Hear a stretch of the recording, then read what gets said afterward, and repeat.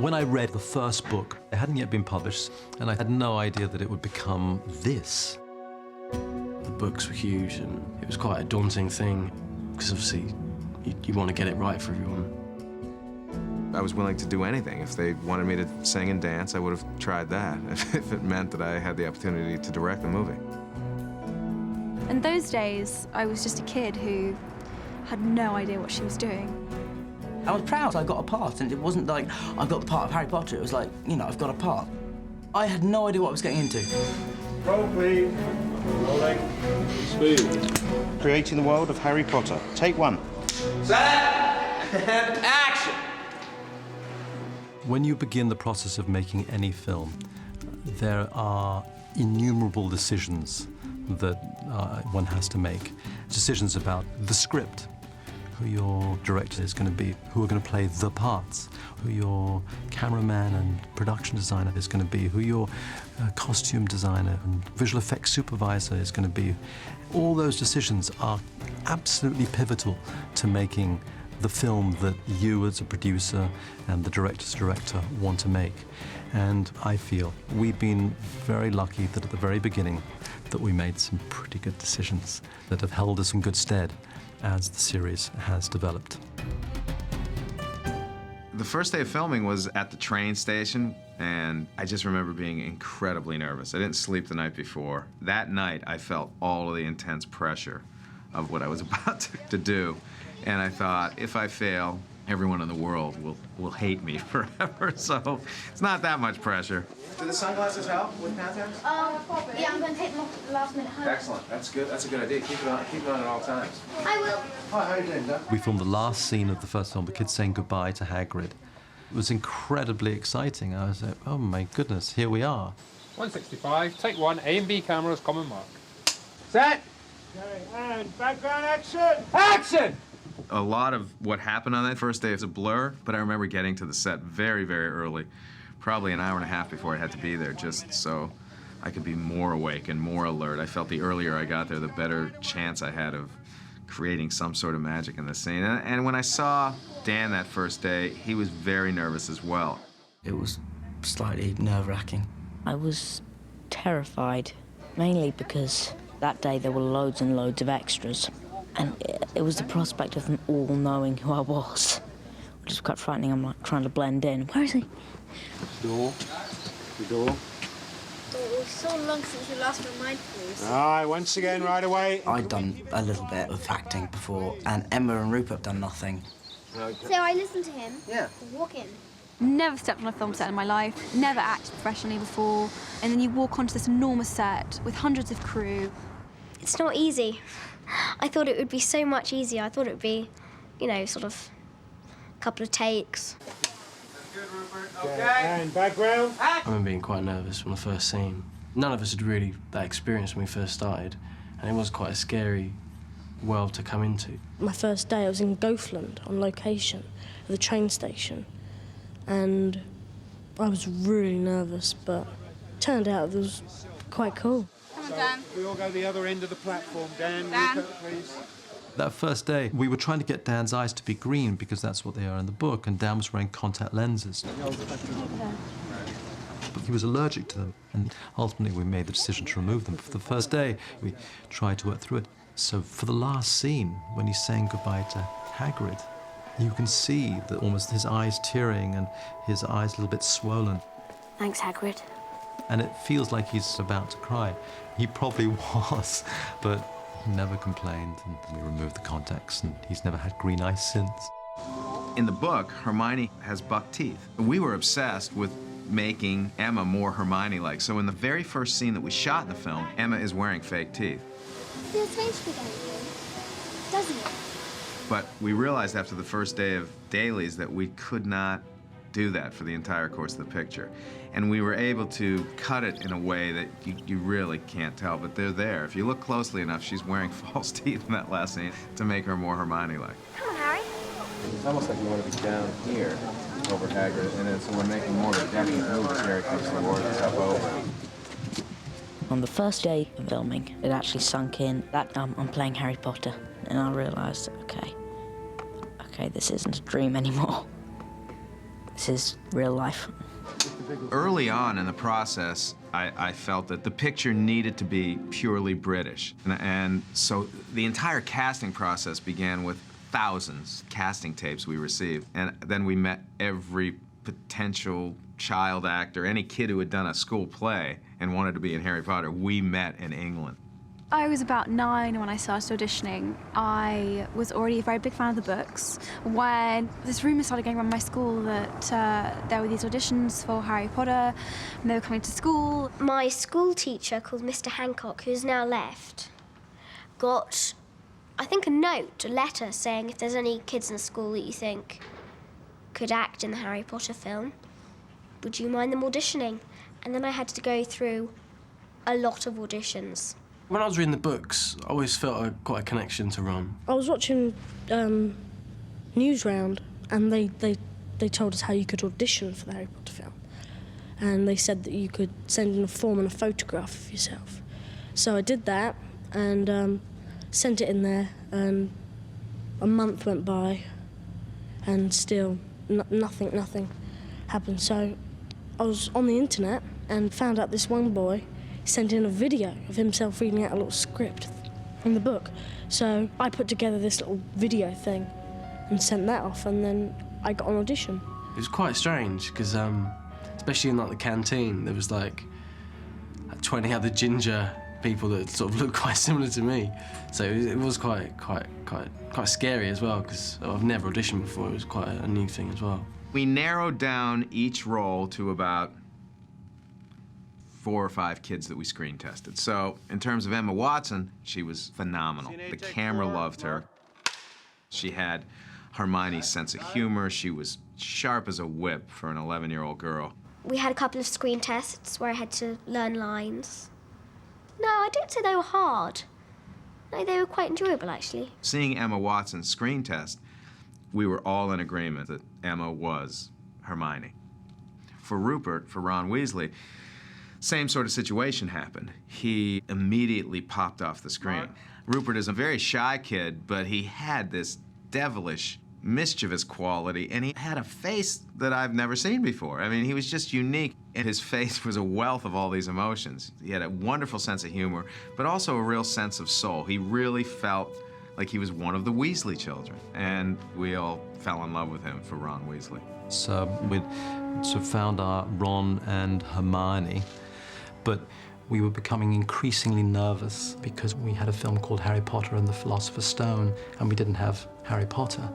We began looking in November of 1999, before we had a director, and it was quite scary because here we were in July and we were shooting in September and we didn't have Harry. There was a sense of pressure because everybody was talking about it. The press was writing about who's going to play Harry Potter. The studio was constantly on the phone with us. Have you found him yet? Have you found him yet? Our casting director was going crazy trying to find him. It was interminable, you know, looking and looking and looking and not finding. After we had looked at countless tapes and seen countless kids, I remember popping in a tape of David Copperfield, and I saw Dan's scene, and I thought, this kid really has the potential to be Harry Potter. But there was really a general reluctance from the parents. My mum and dad both went, no, you know, that's far too much of an upheaval of his life, so he you know, that we can't let that happen.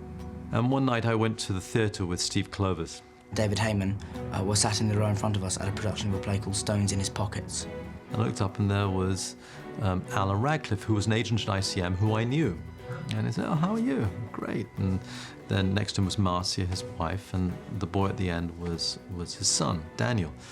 So went, sat down in the row in front, and I paid very little attention to the play. I was always looking at over my shoulder at the boy behind, and he just had this quality which was an old soul in a young body. I noticed David Heyman turning round to me every so often. I was like, who's that man? And then, in the interval, he came up, him and Steve Clovis came up, and they introduced themselves. My dad just went, okay, maybe. He saw it as a sign. Like, I don't believe in that kind of stuff particularly, but they took it as a sign that it was somehow meant to be, and so they let me audition. And action. That's a dragon egg. What is it? That's what that is. What is that? Dragon egg. I remember I auditioned. There was this whole scene about a dragon egg in the first film, and I think Chris Columbus broke a real egg. Oh, uh-oh. And made me laugh. Dan's screen test was amazingly charming and soulful, and he was inexperienced as an actor, but there was one thing that Dan had that you couldn't teach anyone, which was this sort of haunted quality. If you heard your mum screaming like that, you're just about to be killed. You wouldn't forget in a hurry. I just saw it in his eyes in more serious moments, and that was the moment I think that we all felt when we saw that screen test to hire Dan as Harry Potter. Excellent. Dad comes in and says, I've just spoken to David Heyman and you've got the part. And I cried, and I was in the bath. Why did you cry? I cried with happiness. So we ended up with our 3, and I don't think we could have done better. The 3 of them together were just perfect. They really felt like the characters had jumped from the book. I checked this out first term for a bit of light reading. This is light. Shut up.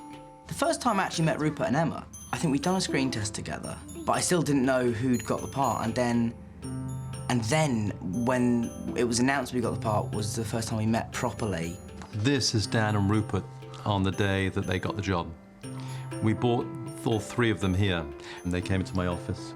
The last time we came in, I thought it was going to be another audition, but they took us to the producer's, David Heyman's office. David Heyman tried to go into a great big paragraph, and then Chris Columbus just came out with it and said that we want to cast you as Ron and Hermione in the film. And I just stood there looking blank at them for about 5 minutes until it really sunk in. I was like, oh my God, I just stood there. Thought, no, this is all a dream, pinch me. It was just a complete shock because it was just so unexpected, but it was just such a cool day. Here's them being photographed on that first day. I remember very little about it. I remember that Terry O'Neill, I believe, was the photographer who took the first photos of us, and he continually referred to us as the ginger boy, the one with glasses, and the girl, because, of course, nobody knew our names then. I look back on those photographs now and I feel like that's a different person. I feel like I don't know that girl. It's really strange. So much has happened since that day. Josh! When you're working with children, you have them for 9.5 hours a day. It's 3 hours for education, an hour for lunch, 15-minute breaks every hour. So ultimately, you end up shooting scenes with children for around 4 hours a day. That's not very much. And it necessarily means that our schedule is longer. You know, the longest shoot I'd done was 11 weeks, and suddenly we were on for 11 months. Set, and action! I'll never forget just walking onto that set and kind of the middle of nowhere in northern England and just thinking, I've never been so nervous in all my life because, I mean, like, you got the big steam train, you know, all the lights. Hundreds of extras, hundreds of crew. So we kind of thought, oh, is this what every film's like, where you've got thousands of crew, or you know, like most films last about 6 weeks, not 9 months. This way, first years, come on now! Whoa! I thought the kids all had acting experience because they seemed completely unfazed by... I mean, walking onto a big film set is a scary thing if you're expected to do something when they shout, go now. As an adult, it doesn't get any less scary, really, the first day. They just seem completely cool to it all. Did you say hey Hagrid a little earlier? Susie says hey Hagrid. A little higher on the lamp, Robbie. And action! Right now, first years, this way. Robbie Coltrane was Joe's idea because we wanted somebody to play Hagrid who we knew could be tough and dangerous, but at the same time was warm and vulnerable and very funny. And Robbie is all those things. Right then, follow me. There was just no question of not doing it. You knew it was, so long as they were true to the book, it was going to be wonderful. All right, shooting. Okay, roll sound. Okay, class, listen to me. Welcome to your first flying lesson. I want you to raise your hand over the broom. For the flying lesson, I remember saying action, and half of the kids started performing. The other half of the kids are staring into space. We had to stop, and I said, you know, action means we start shooting. And I thought to myself, oh my, this is the beginning of a very long shoot. So Peter, this is everybody's moving on action this time. Rupert, go to your left. Other left. I don't think any of the kids will disagree with me when I say that they were extremely inexperienced in terms of being on a film set and doing film acting. We had to cast a lot of children for Harry Potter 1, and Chris and David were just as meticulous casting for students as the other roles. But actually, one of the great things was when we were auditioning, especially the children, you didn't have to explain any of the characters because they knew them better than I did. I was just such a fan of the story. I wanted to dress up like a wizard and I wanted to go to Hogwarts, and I knew the best way to do that would be to get a part in the film. And it was nothing to do with my career at the time. It was just a little boy wanting to be in Harry Potter. When I first started, we shot a scene where Neville's broomstick takes off. And I'd read it in the script, but I don't know, I had no idea what to expect. You know, I'd never done anything like that in my life. Hold on, let's start at the beginning, still rolling. Switch your hands. Matt, great. Remember to look to your right, look down, be really scared and hover. To come and have stunt department put you in a harness and strap you to a broomstick, and then you're flying around on this roller coaster type thing. Cut. And they call it work. It was brilliant. All right, shooting the plane. Please stay back. I remember the first time when we went on location, I think it was to Annick, and we were awful. That's really what I've got to think. I mean, we were messing around all the time. You just imagine having a massive group of 11-year-old kids just running about, trying to keep them controlled, and just feel bad for all the people. They're trying to make a film, and we thought we were on a holiday camp. We were having a great time. Okay. All right, checking eight. My great lament is that we don't really do many locations anymore. There's a great deal more location in Harry Potter 1 and Harry Potter 2 than there is in 4, 5, 6 and 7. That's because in the beginning, the time we were given, we couldn't possibly build all this. The first person hired was Stuart Craig because this world had to be created. Honestly, your first reaction is fear. I thought, oh my God, how can I possibly do this, really? Starting with Stuart Craig was one of the best decisions that we made on those pictures, and Stuart's just a genius. He really has brought Hogwarts and Joe's universe to life. It is his creation. When we first began this whole series of films, Harry Potter 1, we met Jo Rowling and had loads of questions, masses of questions to ask. And this was, in fact, her layout drawn at a hotel dining table of Hogwarts. All the major ingredients, the Dark Forest you see there, the castle, the Quidditch pitch, the Black Lake, Hogsmeade, everything is on there, the complete world. Without that little hand-drawn map, I would never have got to grips with it in the way that we did. It was the most terrific gift. Boom! Goes up, and then back down, back over here. Then you're going too far up that way. Okay, cut. Everyone working on the film was committed to finding a way to make the material not only cinematic, but also a magical, faithful retelling of the first book. Hand out, Dan. Freeze in that position. Sean, same with you. Don't move. And action. David Heyman was a wonderful collaborator and very passionate about the film. And I think that's why David and I got along so well. There was nothing else in our minds except making a great film. Chris was incredibly good to me. I think he respected my passion for the material. He respected the fact that I was there before anybody. He respected that Joe and I had a very good relationship. But there are many people in his position who would have cast me aside. At that time, I was a young producer, and what the director said went. But Chris wasn't having any of that. Not only to keep me around, but he was very supportive. And I learned an awful lot from him.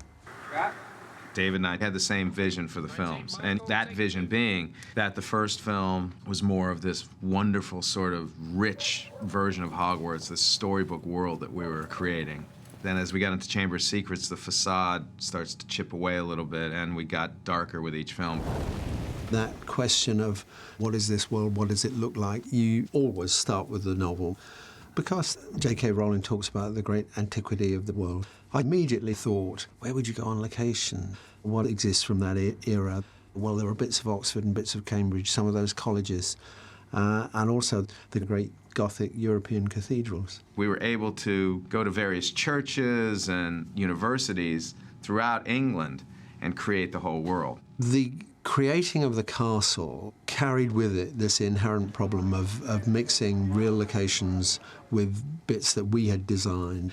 Given that real locations are often disappointing, they're full of bits that don't quite fit the story that you're trying to tell. So it's the blending of these two worlds, and I found that very difficult. And I think in some respects I have to say we failed. And I'm thinking specifically of the exterior of Hogwarts. When it was all put together, it didn't amount to a really successful, iconic silhouette, which is you want it to work on this kind of simple level. What has happened since then, on all the subsequent movies, we have slowly improved the silhouette of those things. We've taken away some of the real locations. Anik was a featured part in one, is less. So Stewart has reshaped and rebuilt Hogwarts as the films have developed to become more to his liking, I think.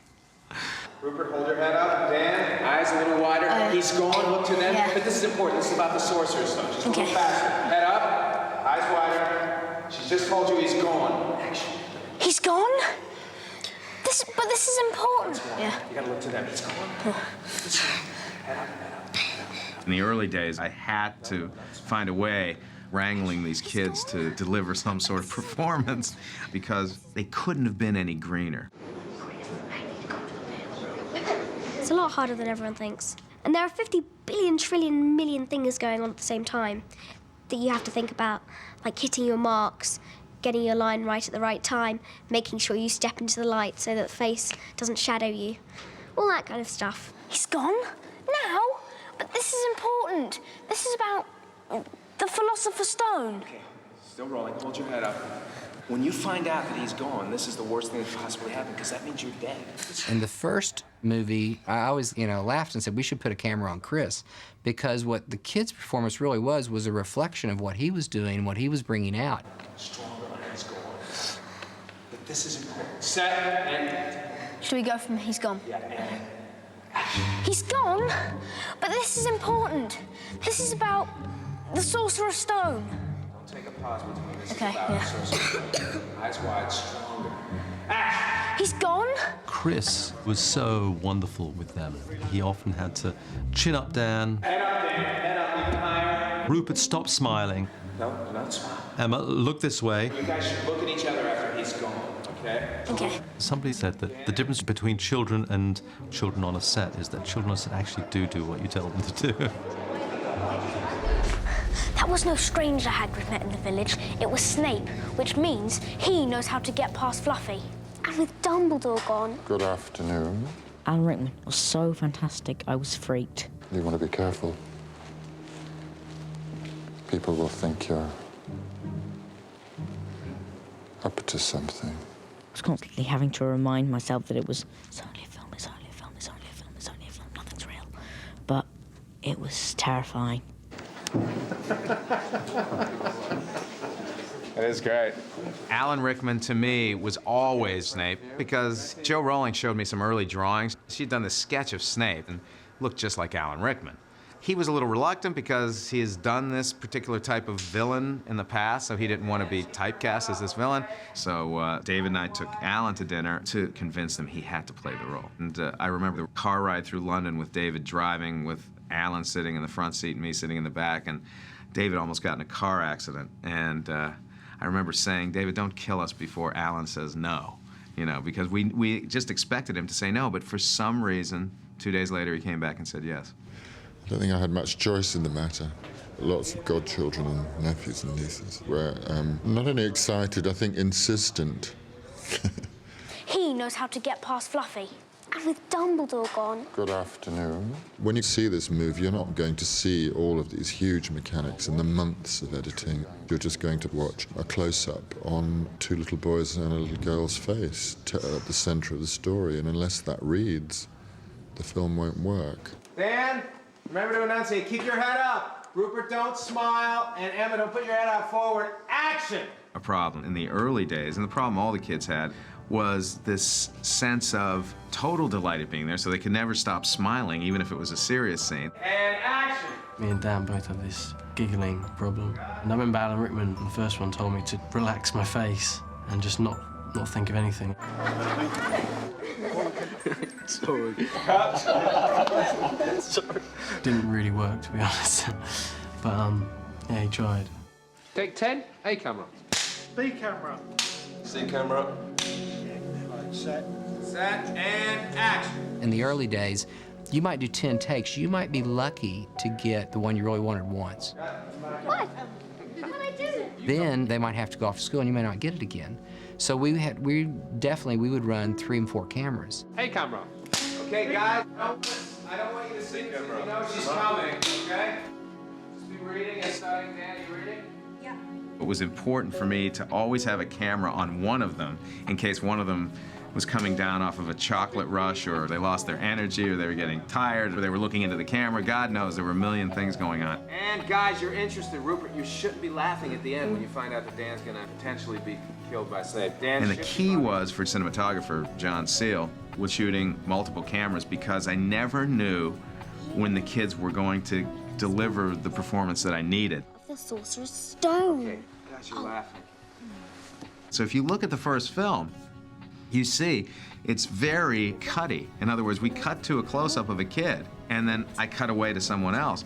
We were incapable of getting an entire scene in context. So John's philosophy of shooting 3 cameras basically helped me to obtain a performance here and a performance here, unlike any other way I would shoot a movie. It's almost documentary style, and John really knew how to do that. And I had always admired his work, and this was a really golden opportunity for me to work with him. And action! The overall look of the film that Chris and I talked about was retaining a magic of Hogwarts, and then, of course, the adventures within it.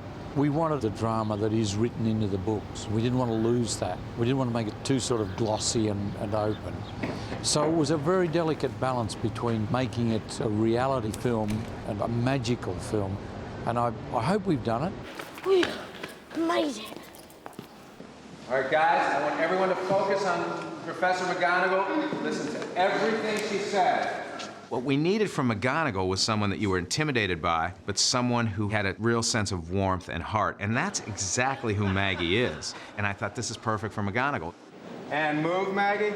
You meet her in the beginning of the film. She's in a scene where they're walking up the stairs, and she was intimidating. I mean, she was intimidating to the crew because she's so smart, she's so brilliant. And the kids could sense that. But that was good. At that point, she was the disciplinarian. Everybody should be looking at her in awe of her. I have to say, a lot of good ideas came from Dame Maggie from our first fitting. She wanted to be Scottish. Her name is Scottish, so the whole idea of making her witch's hat more like a Scottish tam, that was actually her idea. She had some great ideas. I tried to keep all the kids really classically British boarding school. Funnily enough, J.K. Rowling said that the kids did not wear uniforms. So we ended up testing Daniel in regular clothes with a wizard gown and uniforms, and everybody went for the uniforms because graphically it was much prettier. Devin, take a little tiny step to your right. Good. Excellent. Good. Dan, can you see me? No. I'm here, I swear.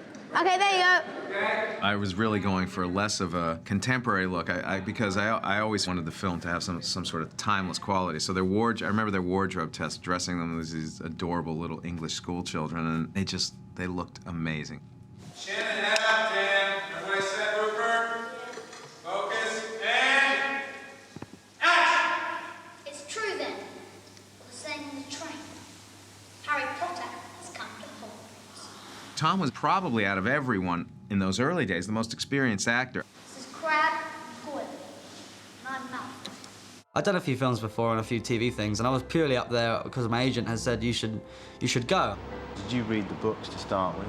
I had no idea what it was, no idea. I went for an audition for it, and everyone was talking about it.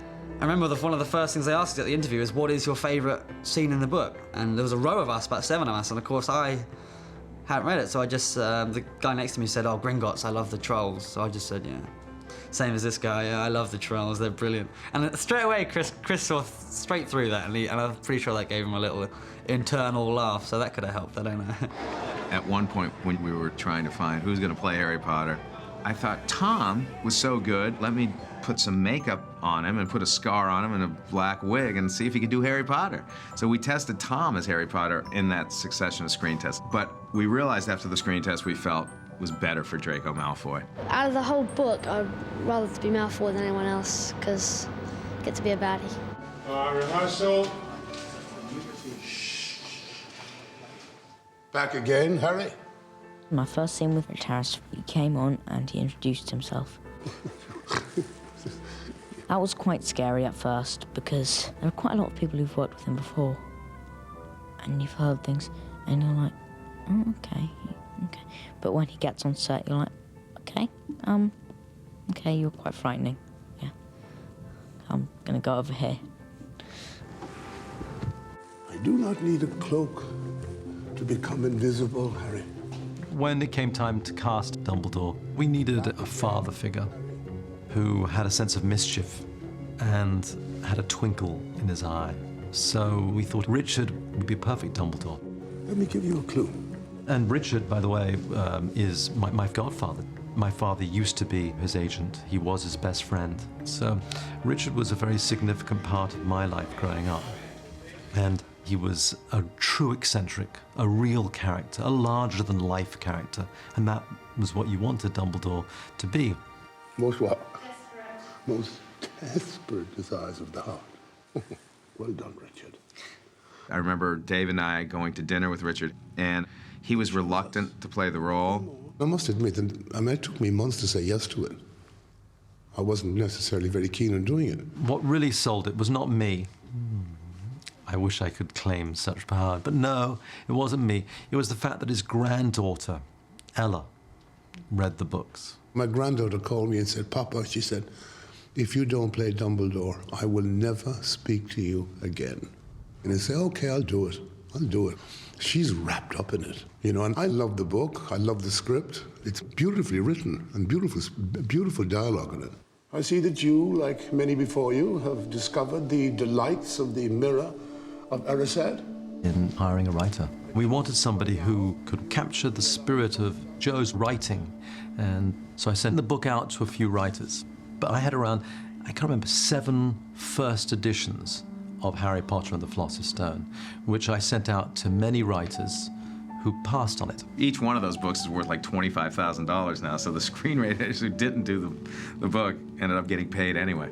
We hired Steve Clovis, who at the time I suppose was an unusual choice in as much as he had never written any family adventures, as it were. But he was a writer who I loved and who was brilliant at adaptation. Writing Harry Potter and the Philosopher's Stone is probably the most challenging thing I've ever done, because people are so familiar with the book and feel so connected to it that you don't want them to feel cheated in any way. Joe Rowling, Steve Clovis, David Heyman, and myself worked on that script together a lot. We sat and went through the script page by page by page. And slowly the film that Chris ultimately made began to take shape. Joe Rowling's probably been my greatest asset, because from the beginning she was extremely supportive and understanding of what I was dealing with. And over the course of about 1.5 years, we've emailed each other back and forth. She's made herself available, been extremely generous with her time and answering my questions. She's driven me crazy at times because, since this is a series of books, a familiar refrain became, I can't tell you that because that's going to happen in book 7. But she would tell me when I was on the right path. I think when we were making the first film, she had showed us in manuscript form the 4th book. And she just, she gave it, I know she gave it to Steve, and Steve then took it on the plane, and he realized, oh my goodness, here I am carrying this. I think he was really nervous. Here's Steve on the first, at the Mondrian Hotel, looking much younger than he does now. And that's Chris on the phone back there. And that was the first, God, Steve does look younger, right? I'm going to show him this later on today. We're still working on the script for Harry 7 Part 2. Clear the line, put these those guys in the top row, okay? And Mr. Harry Potter has his key. In the first film, I particularly remember the scene where Dan has to come up wanting access to his vault. And Chris wanted Dan to kind of look shocked. And when you first walk in, that thing really scares you when you first enter frame. Set and action! But Dan really was not fazed by anything. So Chris said to me, on the next take, when you lean over, make him jump. Look me in the eye when I'm talking to you! Does Mr. Harry Potter have his key? It did not have the desired effect at all. He just burst out laughing. I told you, one or the other. Day 27, it all fell apart. All right, well, we tried. I was made to look very different as the bank teller. Big ears, the nose, the spectacles, the teeth, the contact lenses. So, as that character, there was nothing of Warwick left. And Nick Dudman and the makeup effects department took care of that. The challenge on the Potter films at the beginning was very definitely the goblins. The trouble with something like goblins, most of the designs you look at have been done. And if you say, no, it's got to look new, you find the avenues you're going down get narrower and narrower and narrower. So in the end, we decided the most important thing was character. Make each of these an interesting character and goblinize that character so that there isn't a set look for goblins any more than there's a set look for human beings. We then decided we would do all the pieces in silicon, but it was a bit of a gamble. Silicon at that point was still pretty iffy, and there were a lot of questions about it chemically that I wasn't totally convinced by at that point. Now it's very much a production line, very straightforward and lovely. But this was one of the first occasions where we were using it. There were moments where we were going, why isn't this setting? Why isn't this working? But we cracked it, and we learned a lot. I was very pleased with the way the goblins worked out because the way they were shot, the way the sequence was done, was very complementary to the work. Hagrid, what exactly are these things? Okay. So he says his line, you throw him in the cupboard, lock the door, and then you go down to the bars. There's no such thing as magic through the bars, then you close them. Chris Columbus was very interested in the idea of the misery of Harry's situation.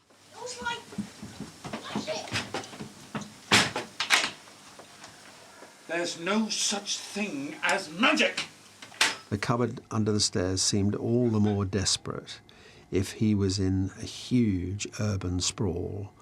And the best and most graphic way to illustrate that huge urban sprawl was identical modern houses. Bird! Privet Drive had to feel like this mean, awful place. And so we intentionally looked for the place that felt like it would kill any creativity or originality that anyone would ever have who lived there. We shot for a while on that real location, and that really was difficult shooting with owls flying around, and it rapidly proved to be a fairly disastrous way to achieve that scene. We didn't finish on the location. We came here to the studio. We rebuilt those houses here, exactly reproduced them. I think now there are 5 houses on either side of the street, but it's extended in a matte painting limitlessly, you know, to the horizon. And that really was Chris's request, that it be that big and that sprawling. And that set that we built then has been standing for all 7 movies. Privet Drive was fun to do.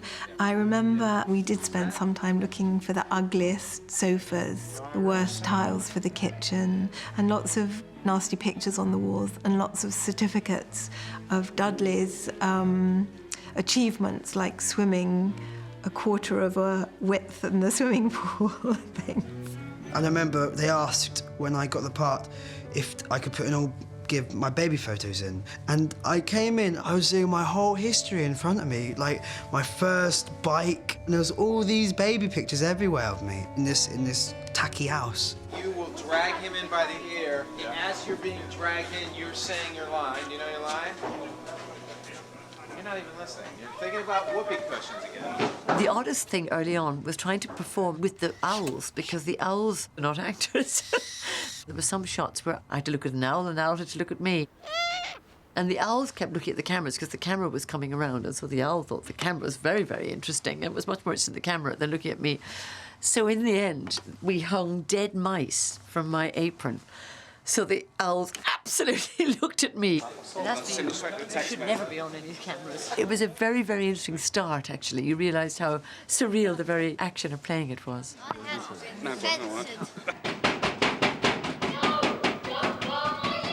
That was the first time I'd worked with Fiona.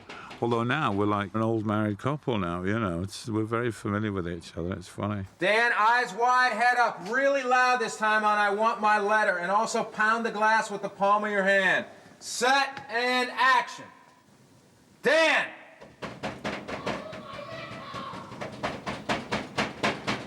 Say Don't burn my letter! Oh, his eyes are wide. Go ahead. Hey, Chris. Just tell them to remind the kids I need a huge reaction this time from the ceiling. I need to see it on their faces. It will actually amaze as you go in. Doors.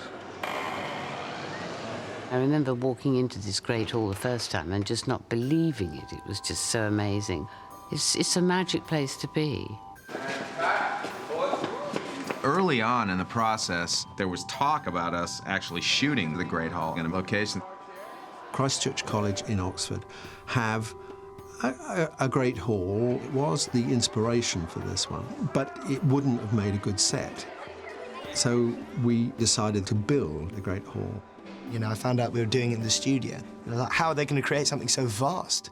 You know, will it be as big as it should be? There was a lot of talk about the size of the Great Hall. I seem to remember that Joe Rowling wrote about 900 kids gathering there for lunch and dinner, and we realized that that was impossible to do. So we whittled it down to a place that would probably hold about 400 and 500 kids, and that felt large enough. I'll say 1, 2, 3, and action. The food appears. Set. 1, 2, 3, action! I think what's good about it is that even though it's a source of so much magic, it's firmly rooted in reality. And I think that makes the magic all the stronger when it unexpectedly grows out of something that is seemingly so real. I mean, most sets are kind of literally all polystyrene and fake wood and everything, but a lot of the stuff that's in the Great Hall is real stone, real wood. We built a lot of fire into the Great Hall, so it just had this sense of warmth and magic. However, the floating candlesticks were a bit of a problem because we decided to do them practically as opposed to creating them in a CGI environment. So we placed hundreds of floating candles above tables with tiny strings, and all of those candles had to be lit before each take, and all of them were on a sort of a pulley system where they moved up and down so they felt like they were floating. It's not real, the ceiling. It's just bewitched to look like the night sky. I read about it in Hogwarts, a history. When we did the shot where we craned down through all of these floating candles, you couldn't see the strings. Everyone in the screening room applauded that day. It was just stunning. Stunning work from John Seale. It was incredible. It was amazing. Like, no acting required. Come on, guys. This one will be the last day. No matter what happens. Focus. Big reaction. It's almost lunchtime for you guys, yeah. Quiet, please. Be ready. Thank you. The only problem when you've got loads of people is you find that the breaks aren't as much because they've got to move so many people out and so many people back in again. I'm tremendously kind of amazed by the level of commitment and control that the kids have got. I would never have imagined, just from going to school to drop my daughter off, that you could get together that many kids without chaos breaking out, and yet they all seem very dedicated to what they're doing, very focused, very clear, and they take direction amazingly well. And there's 300 kids in the room. Now, hold on, everybody pause. Dan, take a little step back. Rupert, take a little. You guys okay focus-wise? Chris was in the Great Hall with about 350 children, and if one came up and talked to him, he would automatically just sit down as though he'd known them all his life. All right, roll sound. Here it is. Okay, relax. Relax, okay? I don't know how he does it. If I was him and I had 100 kids running around, I'd just flip. But he's kept his cool all the way down, and he's been really nice for everyone. Scared? You're really terrified? He has helped us through the whole entire film. I've learned so much. I feel like I've learned so much through the acting experience. Got it? Chris had this tremendous enthusiasm, which is what was very much needed on those first two films, because, you know, if we come onto the first two films and the director had been horrible, I don't think any of us ever would have acted again. And cut! When we began the process of finding our director, we spoke to several really fine directors. Even Steven Spielberg expressed interest, and that was, you know, for me, quite remarkable. But ultimately, he had other projects that he'd been working on for a while, and he decided to work on them. When I read the book, it was just at the beginning of the phenomena. And I called my agent and I said, you know, I think I would really like to make a movie of this material. I really, really responded to it. I saw the movie in my head when I read the first book, and I saw the world. And my agent said, well, you're going to have to get in line. There are about 50 other directors who also want to make this into a movie. And I was completely sort of stunned because I hadn't been following it that closely, and I didn't and then she sent me a list of the people who were, you know, in contention, and I thought, there is no way, shape, or form I'm going to get this job. Rob Reiner was on the list, Steven Spielberg was on the list, everyone was on the list, and she said, Warner Brothers is willing to have an interview with you. Chris arrived at the meeting with a script. He himself had taken 2 weeks on his own, writing on spec a draft of the script. And he'd really thought through how he wanted to approach it. I think at that moment, they probably realized that I was very, very, very serious about making a great film out of this material. We met a lot of people, and ultimately it came down to studio comfort, and also the person who had the most passion for the material. And it was Chris Columbus who emerged as the favorite and got the job. I got a call from one of the executives who said, you're our guy, we're gonna go with you. So it was an amazing moment. It was an amazing moment because I remember walking into the kitchen of my house and telling my wife, I got the job. I got the Potter gig, we're moving to London. This is Chris with Dan and his head covered, and with Chris's young daughter. The amazing thing about Chris, one of the amazing things about Chris, during the pre-production period, his family lives in San Francisco, and he would fly every Friday to San Francisco and come back for Monday morning because he felt it was important for him to spend the weekend with his kids. Pretty impressive as far as I'm concerned. And this is what it made him look like.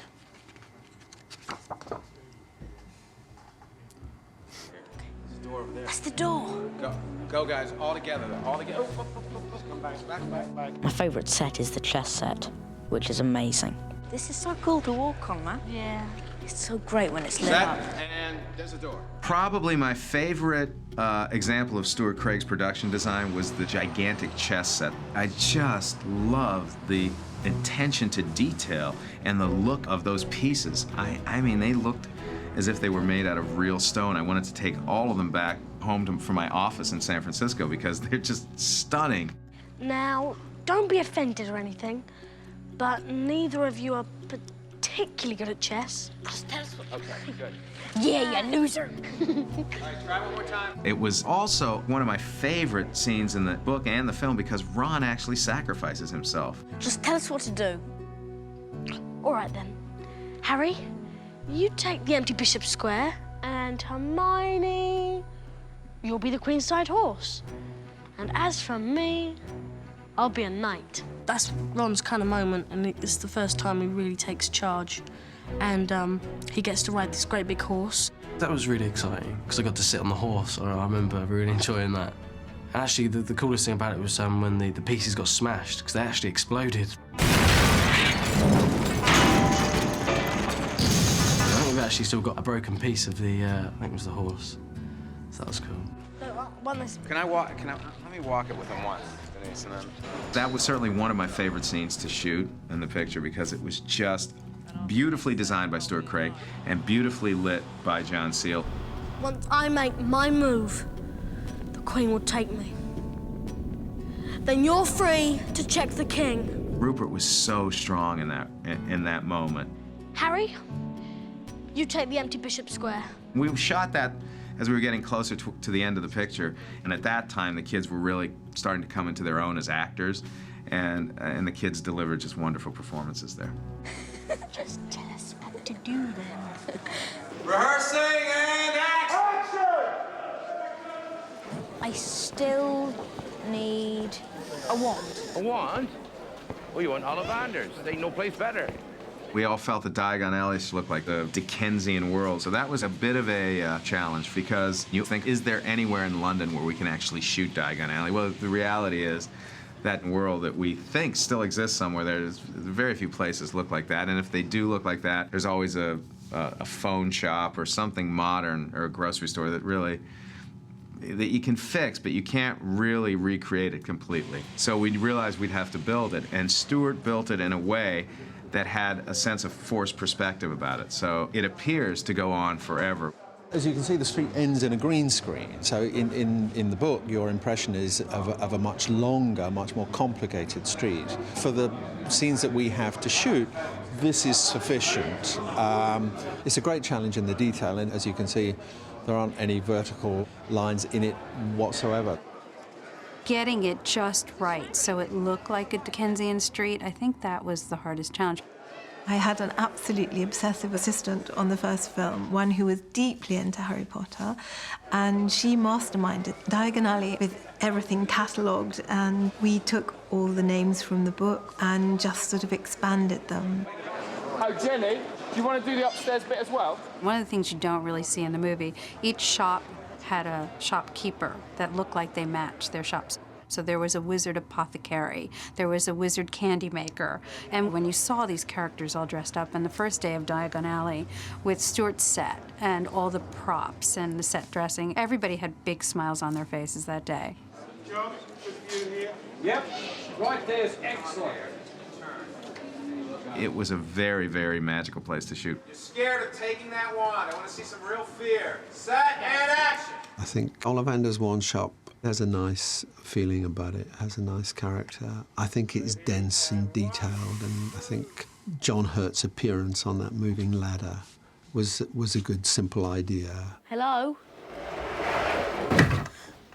He comes, just sort of arrives on a trolley up with the bookshelves and to stand top of the screen, and it was a sensational shot. No actor could ask for a much better entrance. I wondered when I'd be seeing you, Mr. Potter. J.K. Rowling came down to Diagon Alley when we were filming that to have a look at all the sets, and she's really nice. When she came to visit Diagon Alley, I was told that she literally had a sort of tear in her eye because she couldn't believe how it was what she had in her imagination. He's so clever! If I use the beginning of one shot and the end of another... Set, Chris. Set and action! If you took 1 million people and J.K. Rowling was one of them, then she'd probably be the only one out of those people to think up Quidditch. And when I read it, I'm like, oh, that is so cool. I wish I thought of that. If I use the beginning of take 1 and the end of take 4, it's okay. Quidditch was a challenge because I was being introduced to a new sport. So I really wanted to fundamentally understand how Quidditch works. It's a lot of hours spent with Joe Rowling, understanding the rules, writing down the rules. I have notebooks filled with Quidditch rules. And the other challenge was making those rules accessible and understandable for an audience as well. And then the visual demands of making Quidditch real were very difficult because of the time constraint we were under and because the sets where some of the visual effects needed to take place couldn't be built in time. Some of those sequences were pushed toward the end of our schedule. And as we were doing them, we realized that we would have far less time in post-production to create visual effects that we would all be happy with. This was a very unusual film. I think we shot for about 9 months, so even though they'd finished the main unit shooting, the Quidditch match was a completely separate unit that was filming pretty much right up until the end. We were sort of behind the 8 ball because we didn't start shooting until June, and it had to be finished in October. So what we did was to make a cartoon animation of the entire Quidditch match prior to actually photographing it, and then we'd go in and say, okay, now we're photographing this shot that fits into this hole exactly. So the hard part, or the daunting part, is actually creating a scene and have it cut before you actually start shooting it. And we've never done it before. Now it's fairly easy to even preview it and pre-visit and do all the stuff we did, but back then it wasn't. I have to say that was one of the scenes in the film I love seeing, but one of the scenes that I know if I could go back and do it again, I would love to go back and do it again because I would do it. I would spend so much more time. I would give myself more time to do the visual effects the way they should be done. Gryffindor wins!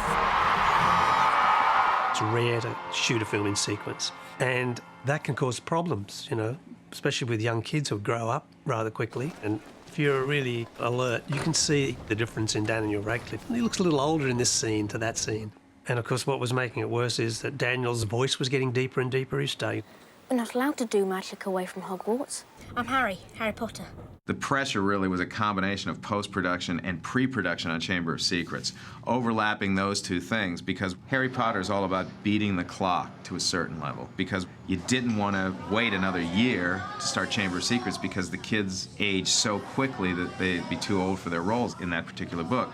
So the challenge was really devoting enough of my time to pre-production and still being able to edit a version of the first film that we were all happy with, that was under 3.5 hours, you know. Orchestra, look at 7, please. You need to stop it soon, I'm with the winds. The hardest part about a post-production of a movie of this scale is that there are constantly changes happening while you're in post-production, while the sound crew are already working on the sound. To 1 bar, please, violins for, tell me how long. Certainly for 41 and 2. It's a constantly changing relationship between sound, music, and visuals. And very often, the best results we only can anticipate when we get all 3 elements together and we can see and hear it. 8M4 take 371. John will always take an early and longer version of the cut to work on, and he'll just record to the longer version. I remember one occasion we saw the cue played back of this long version of the arrival at Hogwarts, and Chris just turned to me and said, "You've got to go and put that back to that long version," because we'd shortened it because we thought it was too slow. But once we saw it with the music, it was brilliant.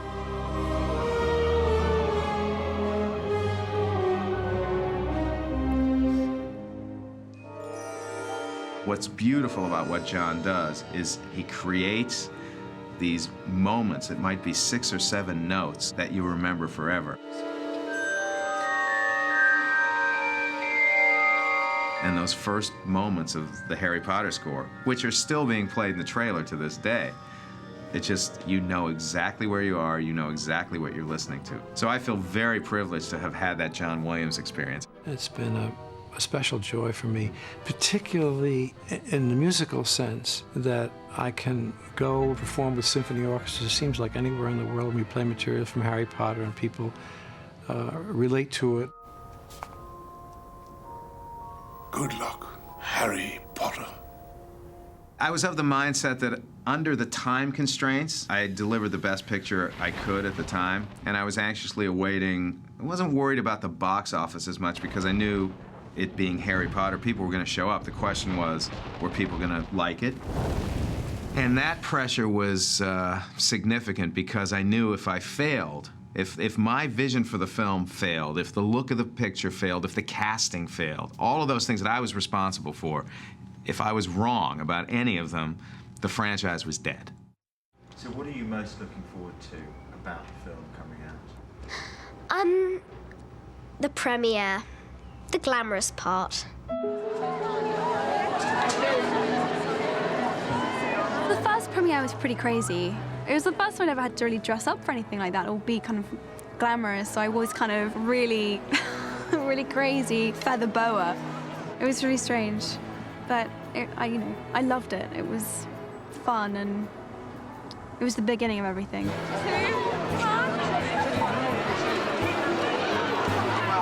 The premiere was just incredible. It was just a really exciting time. Maybe sign an autograph for me. Just in the front there. The premiere was a huge, huge moment for them. I remember sitting in the balcony, and the place just erupted into applause, a standing ovation, which was fantastic. I can't lie, it was fantastic. So it was just a very emotional moment. And we released Potter that Friday, and the following Monday we were shooting Chamber of Secrets. So there was really no time for celebration or even enjoyment. We saw that the film was going to be a big hit, and then on Monday we went right back to work on the second one. I don't think we really did have time to take it in. We knew it had been successful because every so often somebody would come in and say, "This is a record we've just broken," but we were kids, so we just kind of, "Oh, cool, brilliant, that's really cool, you know, great." We didn't know really what it meant. Of course. Yeah, it's bizarre, but yeah, but looking back, it's seriously cool.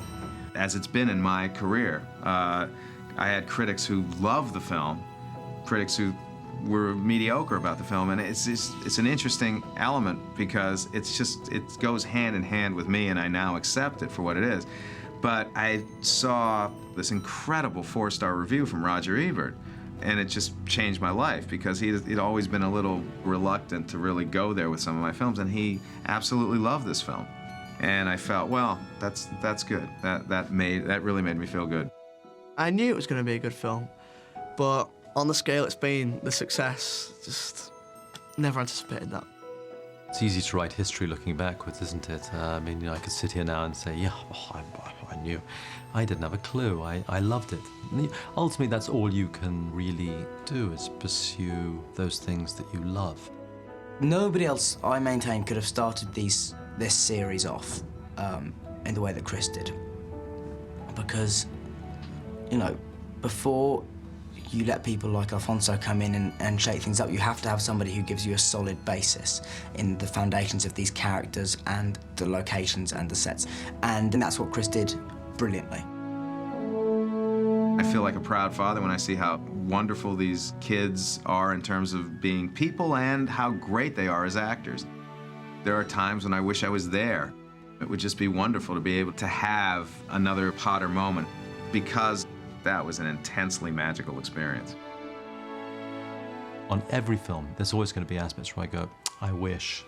That being said, there are an awful lot of things in that first film where I go, wow, Chris and Stuart created this whole world, and Chris cast these kids and these adults, and he helped set us off on our way. And we wouldn't be sitting here, I don't think, if it wasn't for Chris.